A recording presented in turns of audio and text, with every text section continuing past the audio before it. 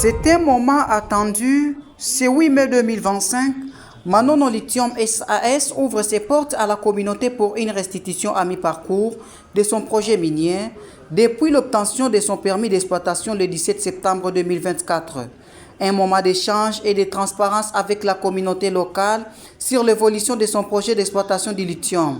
Dans l'assistance, toutes les sensibilités sont représentées. Administration du territoire, chefferie Bakongolo, confession religieuse, société civile, bureau isolé des mines et autres leaders communautaires. Preuve que le lithium de Manono se veut un projet fédérateur et les premiers résultats sont tangibles, comme l'explique Wivine Mukonga, directrice des ressources humaines. Manono Lithium a été créé en juin 2023 en tant que coentreprise entre Xinjiang Lithium et l'entreprise publique congolaise Minière SA. Après avoir obtenu officiellement le permis d'exploitation minière le 17 septembre 2024, l'entreprise a transféré conformément à la loi 10% de ses actions au gouvernement. Alors, les objectifs et les plans du projet, c'est la construction d'une mine, d'une usine de traitement de minerais, d'une fonderie et des infrastructures associées, routes, ponts, ports, navires. Extension de la chaîne de valeur industrielle, optimisation de l'utilisation des ressources. Impact du projet sur la communauté et l'économie. À ce jour, il y a 1500 emplois directs et 8000 emplois indirects en prévision.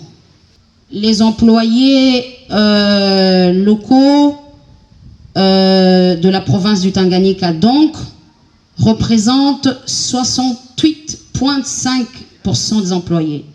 Alors, près de 2/3 des employés de Manono Lithium SAS sont originaires de la province du Tanganyika. Parmi les temps forts figure la présentation d'une délégation de jeunes Congolais formés en Chine, revenus avec des brevets techniques, une preuve de transfert de compétences et d'innovation illustrée par les premières réalisations dans les arts et autres domaines techniques. Les échanges francs entre les participants et les représentants de Manono Lithium SAS ont permis d'apporter les éclaircissements sur les préoccupations jusque-là floues. Au terme de cette séance, la majorité des participants ont exprimé leur volonté d'accompagner le projet Manono Lithium tout en insistant sur la nécessité d'un dialogue permanent avec la communauté. C'est d'abord, ils doivent vous respecter votre loi, ils doivent vous respecter et toutes les recommandations données par vos autorités. Parce que nous connaissons la population, nous vivons avec la population au quotidien. Si nous aimons un peu ce projet, nous sommes là pour les accompagner parce qu'on ne peut pas voir le mine sans étude d'exploitation. Nous avons dit d'abord Dieu merci au président de la République pour trouver un partenariat pareil. Mais ce partenariat ne peut pas venir si on a encore des enfants de Manono. Ils doivent améliorer les conditions de vie des enfants de Manono. C'est ça notre souhait. La durabilité, c'est l'un des piliers majeurs de la bonne gouvernance. Si vous voulez entretenir de bonnes relations entre les deux parties, il faut toujours que vous soyez redevable, rendre compte de tout ce que vous faites. Parce que l'adage dit, tout ce que vous faites sans moi, vous le faites contre moi. Je dis merci pour ça à la société.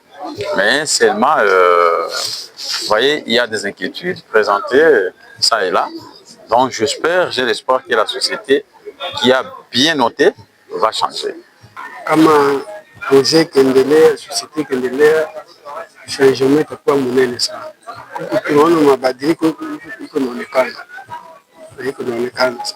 On reconnaît la valeur de cette société. Nous devons l'accompagner, nous, en tant que notables de la société, accompagner toutes les actions, toutes les activités.